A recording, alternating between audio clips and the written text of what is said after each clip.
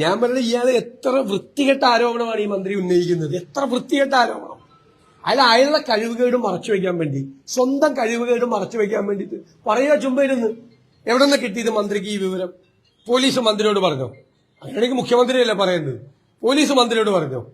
ഇങ്ങനെ UDF ഇത് കെണി വെച്ചില്ല, എന്റെ ഗൂഢാലോചന നടത്തി UDF ആണോ ഈ കെണി ഒരുക്കിയിട്ട് ഈ കുഞ്ഞിനെ കൊല്ലാനുള്ള അവസരം ഉണ്ടാക്കിയത്?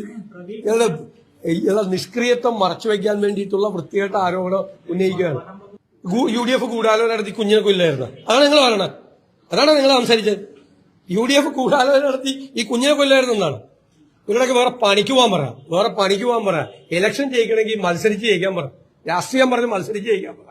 ഇതുപോലെ പാലക്കാട് സംഭവിക്കും. അത്രയല്ല, വേറെ ഒരു പ്രശ്നമില്ല. അല്ലല്ല,